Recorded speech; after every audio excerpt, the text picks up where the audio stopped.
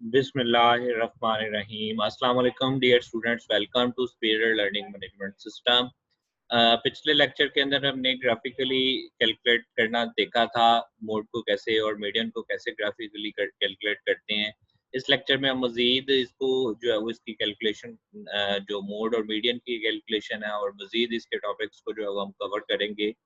तो यहाँ पे हम सबसे पहले देख रहे हैं जी कि अगर इस तरह का डिस्क्रीट डाटा आ जाए तो इसमें किस तरह से हमें जो है वो मोड को कैलकुलेट करना है कि हमें एक्स यहाँ पर अगर आप देखें तो इसमें एक्स का जो साइज ऑफ क्लास है वो बहुत ही स्मॉल है। तो इस डाटा के अंदर हम क्लास बाउंड्रीज बनाकर भी इस मोड को कैलकुलेट कर सकते हैं। लेकिन अगर हम विदाउट क्लास बाउंड्रीज कैलकुलेट करना चाहें इस डाटा को के अंदर मोड को, तो हम किस तरह से कैलकुलेट करेंगे?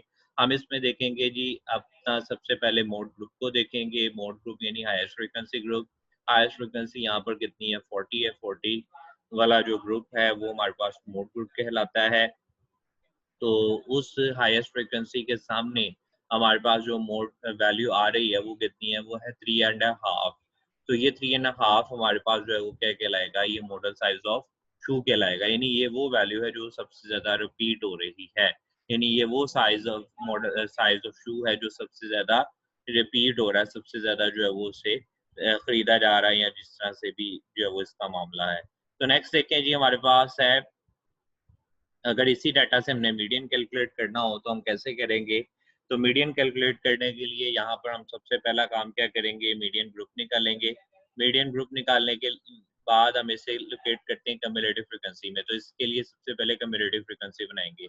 कम्युलेटिव फ्रीक्वेंसी कैसे बनेगी? First frequency as it is 25 plus 30 55, 55 plus 40 95, 95 plus 35 130, 130 plus 20 150, 150 plus 10 160 आ जाएगा। अब मोड ग्रुप को हम लोकेट करेंगे कम्युलेटिव फ्रीक्वेंसी में। यहाँ पे हमने कैलकुलेट किया तो 80 आ रहा है। 80 को कम्युलेटिव फ्रीक्वेंसी में देखेंगे, एग्जैक्टली 80 तो नहीं है, 80 से फर्स्ट ग्रेटर वैल्यू को यहाँ पे है 95 कम्युलेटिव फ्रीक्वेंसी में। इसके सामने हमारे पास जो वैल्यू आ रही है वो हमारे पास क्या कहलाएगी? मीडियन साइज ऑफ शू कहलाएगा। मीडियन साइज ऑफ शू यहाँ पर आ रहा है 3 एंड हाफ। नेक्स्ट इसी तरह से एम्पिरिकल रिलेशन आ जाता है मीन मीडियन और मोड का। मीन मीडियन मोड में दो तरह का एम्पिरिकल रिलेशन होता है, for symmetrical distribution and for skew distribution.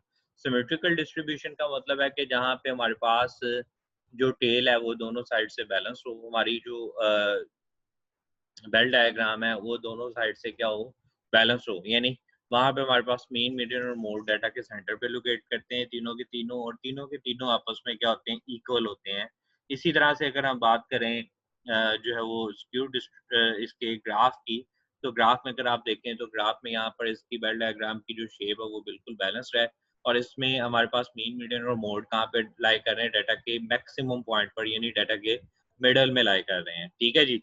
फिर इसी तरह से नेक्स्ट हमारे पास है positively skew distribution. Positively skew distribution में जो हमारे पास सीक्वेंस है वो सीक्वेंस क्या होता है कि मोड मीडियन से और मीडियन जो है वो मीन से जो है वो ग्रेटर होता है। यहाँ पे इसे उल्टा भी कह सकते हैं कि mode is less than median is less than mean.